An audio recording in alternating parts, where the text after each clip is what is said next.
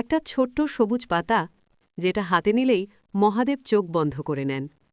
তুমি কি জানো, শিবলিঙ্গে হাজার ফুল দিলেও একটা বেলপাতা না থাকলে মহাদেবের পূজা সম্পূর্ণ হয় না? আজ আমি তোমাকে সেই বেলপাতার গল্পই বলবো, যে গল্পে প্রতিটা মুহূর্তে আছে বেলপাতা, আর সেই বেলপাতার মধ্যেই লুকিয়ে আছে মহাদেব আর পার্বতীর নীরব রহস্য। কৈলাস পর্বতে মহাদেব গভীর ধ্যানে বসে আছেন। পার্বতী মায়ের হাতে একগুচ্ছ টাটকা বেলপাতা। বেলপাতার সবুজ রঙে পুরো কৈলাস শান্ত হয়ে আছে। পার্বতী ধীরে ধীরে একটি বেলপাতা শিবলিঙ্গে অর্পণ করেন আর প্রশ্ন করেন, প্রভু, এই সামান্য পাতাই কেন তোমার সবচেয়ে প্রিয়? মহাদেব চোখ না খুলেই বলেন, কারণ এই বেলপাতা আমার শান্তির ভাষা। পার্বতী একটি বেলপাতা তুলে ধরেন। ৩টি পাতা, এক ডাঁটা। মহাদেব বলেন, এই ৩ পাতা বোঝায় সত্য, রজস আর তম। যে ভক্ত বেলপাতা দেয় সে অজান্তেই এই ৩ গুণ আমাকে সমর্পণ করে। বেলপাতা বাতাসে নড়ে ওঠে। কৈলাস আরও নীরব হয়ে যায়। পার্বতী মহাদেবের নীল কণ্ঠের দিকে তাকান।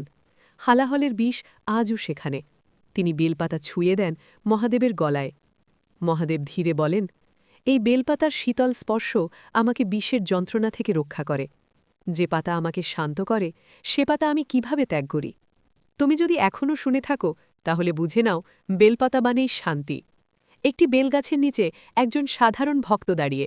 তার হাতে নেই ফুল, নেই ধন, নেই জাঁকজমক, শুধু একটি অক্ষত বেলপাতা। সে কাঁপা হাতে শিবলিঙ্গে বেলপাতা রাখে। মহাদেব মৃদু হেসে বলেন, ফুল নয়, দাম নয়, বিশুদ্ধ মনই আমার প্রিয়। একটি বেলপাতা হাজার ফুলের সমান হয়ে যায়।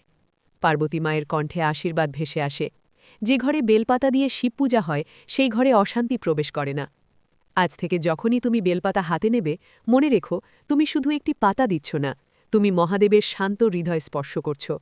আর যদি এই গল্পটা তোমার মনে একটুও নড়াচড়া সৃষ্টি করে, যদি তুমি সত্যি শিবভক্ত হও, তাহলে এখনই ভিডিওটা লাইক করো, প্রিয় মানুষকে শেয়ার করো, আর এমন আরও নীরব কিন্তু গভীর পৌরাণিক গল্প পেতে চ্যানেলটা সাবস্ক্রাইব করো।